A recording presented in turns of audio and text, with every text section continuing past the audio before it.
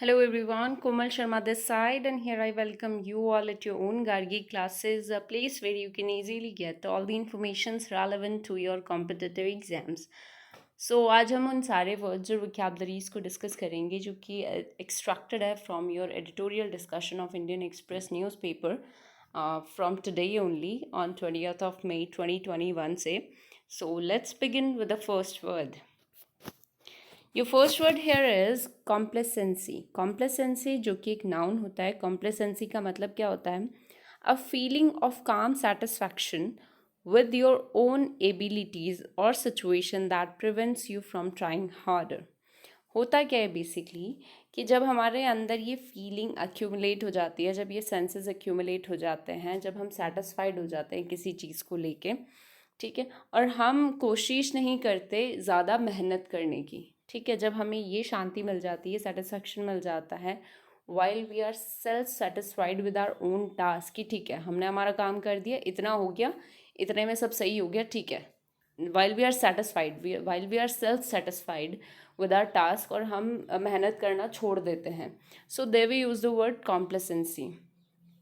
ठीक है, सो इसके सिनोनिम्स क्या हो जाएंगे? सेटिस्फेक्शन, और you can call it self satisfaction too. And the another word is smugness. ठीक है, और इसके एंटोनिम क्या हो जाएगा? ट्रबल. ठीक है, ट्रबल या फिर कोई भी आप हार्ड वर्क करते हो. So there is no room for complacency if you want to stay in this competition. अगर आपको किसी भी कॉम्पिटिशन में रुकना है, फाइट करना है, जीतने की आपकी इच्छा है, then you have to work harder. लेकिन जब आप एक कॉम्प्लेसेंसी या कॉम्प्लेसेंट होते हैं आप, तब in the state of complacency आप उस चीज़ के लिए compete नहीं कर पाते हो, क्योंकि उस स्टेट में आप सेटिस्फाइड होते हो कि ठीक है मुझे कंपटीशन में पार्टिसिपेट करना है, मतलब ठीक है मैंने यहाँ तक आया कंपटीशन में, ठीक है मैं सेलेक्ट होगा, वो ही बहुत बड़ी बात है, आगे जाऊँ ना जाऊँ that is not the matter of bothering. So मुझे क्या करना है, मुझे अब बैक स्टेप भी ले लूँ, अगर मैं यहाँ से बैकअप भी हो जाऊँ तब भी मुझे कोई ज़्यादा फर्क नहीं पड़ेगा. So that state of self satisfaction is what we call complacency. Another word is infallibility. Infallibility is a noun. Infallibility का मतलब होता है the inability to be wrong while you are not able to be wrong. ठीक है, कुछ गलत ना करो आप, and you are in state of faithfulness. So उसी के लिए infallibility word यूज़ होता है. तो इसके synonyms क्या हो जाएंगे? faithfulness या फिर safety. And the antonyms are while you are faulty and fallibility. So the judgment became impaired by faith in his own infallibility. So they will use the word. Another word is contagion. Contagion is a noun. Contagion का मतलब क्या होता है? Disease spread by close contact. जब touch करने से बीमारी फैलती है, लाइक कोरोना, जैसे कि अभी हो रहा है टच एंड गो वाला केस, कि while one person who is already infected with the disease और वो दूसरे को टच कर देता है, तो वो इन्फेक्शन दूसरे को ट्रांसफ़र हो जाता है. So that touch and go वाला system in a person to person, उसी को कंटेजियन बोला जाता है. इसके अलावा हम कंटेजियन वर्ड का यूज़ कर सकते हैं अगर कोई र्यूमर फैल रहा है बहुत ज़्यादा, कोई गलत बात है, नेगेटिव कोई भी वर्ड्स हैं वो बहुत ज़्यादा स्प्रेड हो रहे हैं by one person to another to third person, तो उसको भी कंटेजियन ही बोला जाता है बेसिकली. तो इसके सिनोनिम्स क्या हो जाएंगे? इन्फेक्शन या फिर blight. And the antonyms are while there is cleanliness or the purification. So the contagion had spread through towns and villages. कि जो ये बीमारी है, ये इन्फेक्शन है, ये town to town and villages में भी फैल रही है. So they will use the word contagion. Here we have an idiom, paring down. Paring down का मतलब क्या होता है? डिक्रीज ग्रेजुअली और बिट बाय बिट. जब धीरे धीरे ग्रेजुअली चीज़ें डिक्रीज होती है, कम होती हैं, रिमूव होती हैं. ठीक है, so they we use the word paring down. Pare down भी हो सकता है एंड पैड डाउन भी हो सकता है. ठीक है, next word is flicker. Flicker which is a verb and noun too, दोनों का रोल प्ले करता है एक सेंटेंस में, एक वर्ब का भी एक नाउन का भी. फ्लिकर, फ्लिकर का मतलब क्या होता है? The rapidly in brightness, the rapidly very rapidly in brightness, कि कई बार कोई चमकती चीज़ बहुत रैपिडिटी के साथ कभी ज़्यादा होती है, कभी कम होती है, कभी बंद हो जाती है, ठीक है। तो रैपिडली, कॉन्स्टेंटली, अनस्टेडीली अगर कोई भी चीज़, कोई ब्राइटनेस आ रही है, कोई रे आ रही है, ठीक है, और वो अनस्टेडी है या फिर रैपिड है, so they we use the word flicker. दूसरा इसका मतलब होता है द टाइनी मूवमेंट या फिर स्मॉल मूवमेंट, जब हम हल्का सा मूव होते हैं और वापस अपनी जगह पे आ जाते हैं हल्के से मूव होके, सो वहाँ पे भी फ्लिकर वर्ड का यूज़ होता है। सो इसका सिनोनिम्स क्या हो जाएंगे? ग्लीमर, शाइन या फिर tremble. And the antonym is burn steadily. So her eyelids flickered, कि उसकी आईलिड्स कॉन्टिन्यूसली फ्लिक कर रही है, ठीक है। So this is the word. Another word is Philip. Philip, which is a noun and a verb too. दोनों का role play करता है एक सेंटेंस में, नाउन और वर्ब का। तो इसका मतलब क्या होता है? Something which acts as a boost to an activity, ठीक है, कुछ ऐसा करना, कई बार हमारे वर्ड्स या फिर कोई ऐसा एक्ट करना जिसकी वजह से जो फर्दर एक्टिविटीज़ है उसमें उसको बूस्ट मिले, या एक्टिविटीज़ को प्रोसीड करने के लिए जो हमारे टास्क होते हैं, हमारे जो वर्ड्स होते हैं, हमारे जो एक्शंस होते हैं, उसी को बोला जाता है फिलिप। तो इसके लिए हम वर्ड्स यूज़ करते सकते हैं सिनोनिम्स, स्टिमुलस, ठीक है, स्टिम्यूल करना किसी में कोई एनर्जी, या फिर एनकरेजमेंट, टू एनकरेज। तो इसके एंटोनिम्स हो जाएंगे to curb and discouragement. So a cut in lending rates would give a fillip to the housing market, कि जो लैंडिंग रेट्स हैं उनमें कट हुआ है, ठीक है, कम रिड्यूस हुए हैं वो।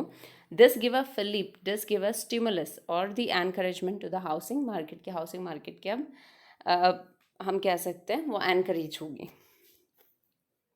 सो the we use the word fillip. Another word is predicate. Predicate which is a verb. Predicate के बेसिकली दो मतलब होते हैं। The first one is found और बेस समथिंग ऑन, कि किसी चीज़ का बेस होना, फाउंड होना, ठीक है, बेस पॉइंट को हम बोल सकते हैं प्रेडिकेट। दूसरा, अगर ग्रामर पोर्शन में हम प्रेडिकेट का मतलब देखें तो प्रेडिकेट का बेसिक मीनिंग होता है, सेंटेंस में दो पार्ट्स होते हैं basically. The sentence is divided into two parts. The first one is subject and the another one is predicate. Predicate का मेन रोल क्या होता है? टू डिफाइन द सब्जेक्ट, कि सब्जेक्ट को डिफाइन करना ही प्रेडिकेट का रोल होता है, ठीक है। सो अगर हम कोई एक जनरल सेंटेंस ले सकते हैं यहाँ पे, like she is going there. So she is a subject here and is going there is a predicate, which means ये जो प्रेडिकेट है वो सब्जेक्ट को डिफाइन कर रहा है कि what does the subject do, ठीक है। So they we use the word predicate. So इसका मतलब ये हो गया। इसके सिनोनिम्स हो जाएंगे बेस, स्टैब्लिश या फिर अफर्म। मतलब कोई भी ऐसा सेंटेंस जो सब्जेक्ट को अफर्म करता है, उसे असर्ट करता है। सो उसके लिए अफर्म जो सिनोनिम ऑप्ट किया है मैंने यहाँ पे। तो इसके एंटोनिम्स हो जाएंगे to deny, to decline. So using predicate logic, कि अगर कोई भी बेस लॉजिक, फाउंडिंग लॉजिक अगर आप यूज़ करते हो, so there should be no need to worry about the order. तो आपको ऑर्डर से डरने की ज़रूरत नहीं है, ठीक है। So they we use the word predicate. Another word is undercut. Undercut which plays both the roles in a sentence as a verb और एज अ नाउन। तो इसका मतलब क्या हो गया? To sell something at a lower price than other shops, कि ठीक है, कोई भी आपका कॉम्पिटिटर शॉप्स हैं, कोई भी आपका कॉम्पिटिटर कंपनी है, उससे कम प्राइसेस में आप अपना सामान बेच रहे हैं, ठीक है, अपना जो भी प्रोडक्ट है उसको सेल आउट कर रहे हैं in lower voice than your in a lower price, not voice, in a very lower price than your partner or than your competitor or the competitive shops जो भी है, ठीक है। और दूसरा एक अंडरकट का मतलब ये भी होता है किसी भी एरिया का या किसी भी चीज़ का नीचे वाला part, the lower portion is reduced और रिमूव, ठीक है, एंड उसको ऐसे सैडल किया जाता है कि वो नीचे से हटा दिया जाए, ठीक है। सो इसके सिनोनिम्स क्या हो गए? अंडरसेल या फिर underbid, and the antonyms are fill या फिर स्ट्रेंथन, किसी चीज़ को बढ़ाना। So the wall has been severely undercut by the river, की जो वॉल है उसका नीचे का पोर्शन सिवियरली वो कट कर दिया गया है बाय द रिवर के कॉन्टिन्यूअस फ्लो की वजह से। So here we use the word undercut. Another word is agnostic. Agnostic is a noun. Agnostic का मतलब क्या होता है? A person who is not sure if God exists or not. मतलब doubtful होना, skeptic होना, कि whether you believe in that there is God exist और नॉट. ठीक है, आपको उस चीज़ पे विश्वास होता भी है, नहीं भी होता, यू आर इन डाउटिंग और यू आर स्केप्टिक. सो उसी को एग्नोस्टिक बोला जाता है. ठीक है, जब कोई भी पर्सन इस चीज़ के लिए श्योर नहीं होता whether the God is there और नॉट. सो इसके सिनोनिम्स क्या हो जाएंगे? स्केप्टिक या doubter. And the antonyms are theist या फिर believer. While you have believe that yes there is God. So you grow up in an agnostic household and have never been able to bring yourself to believe in God. कि तुम ऐसे house hold में पले बड़े हो जहाँ का माहौल ही ऐसा रहा है, एग्नोस्टिक माहौल रहा है, तो इसीलिए तुमने कभी ये चीज़ फेस नहीं करी कि इसीलिए शायद तुम्हें विश्वास नहीं होता that there exist the God और not. Another word is bequeath. Bequeath is a verb. Bequeath का मतलब होता है leave property to a person or other beneficiary by a will. ठीक है, आपने किसी सक्सेसर को, अगर कोई भी एंसेस्टर, कोई भी पास ओवर जो भी पर्सन होता है, ठीक है, वो अपने सक्सेसर को, अपने बेनिफिशियरी को बाकायदा विल देता है. विल का मतलब क्या हो गया? अपनी खुद की जो प्रॉपर्टी है, पोजेशंस है खुद के पास, वो सारे उसे ट्रांसफ़र कर दिया जाए, उसे एज आप बोल सकते हो वसीयत के तौर पे देना. सो वो वसीयत को ही बेसिकली बोला जाता है बिक्वीथ. सो इसके सिनोनिम्स क्या हो जाएंगे? To will and to pass on. So and the antonyms are disown या फिर डिप्राइव करना. So he bequeath his art collection to the town, कि उसने अपने आर्ट कलेक्शन किसको दे दिए? टाउन को दे दिए. Next word is Cognizant. Cognizant is an adjective. Cognizant का मतलब होता है हैविंग नॉलेज. जब आपको किसी चीज़ के बारे में नॉलेज होती है, अवेयर होते हो, ठीक है, so having knowledge is what we call cognizant. So इसके सिनोनिम्स क्या हो जाएंगे? While you are aware, while you are conscious. And the antonyms are ignorant या फिर senseless. So it would therefore be desirable for both parties to remove anybody who was cognizant of the double dealing. कि दोनों parties में से अगर किसी भी एक पार्टी को ये पता है कि डबल डीलिंग के बारे में, तो उसको उस जो भी उनका म्यूचुअल अंडरस्टैंडिंग्स है उससे रिमूव कर दिया जाएगा. ठीक है, so they we use word cognizant, having knowledge. Another word is intransigence. Intransigence is a noun. Intransigence का मतलब क्या होता है? Refusal to change one's view और टू एग्री अबाउट समथिंग. जब आप अपने पॉइंट ऑफ व्यूज़ पे बिल्कुल रिजिड होते हो, while you are fanatic on your point of views और ऑन योर बिलीफ, और आप मना कर देते हो किसी भी और व्यू को एग्री करने से. ठीक है, तो फनाटिक होना, कट्टर होना आप बोल सकते हो उसको. ठीक है, दृढ़ होना अपने पॉइंट ऑफ व्यूज़ पे. सो इसको बोलते हैं, सिनोनिम्स क्या हो जाएंगे इसके? एडमंट या फिर स्टबर्न, जिद. Antonyms are flexible while you are pliant. ये ठीक है, एग्री कर जाते हो हर चीज़ से.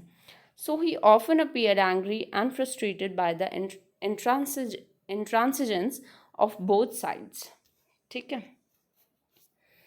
सो these are the few words for today. अगर कोई और वर्ड है आपके दिमाग में, आप पूछना चाहते हो तो कमेंट सेक्शन के थ्रू पूछ सकते हैं. Thank you so much. And one more thing, आपको इस पर्टिकुलर सेशन की PDF फाइल मिलेगी ऑन योर टेलीग्राम चैनल, जिसका लिंक डिस्क्रिप्शन बॉक्स में दे रखा है. आप वहाँ पे क्लिक करिए and you will get the PDF file of this session. Thank you.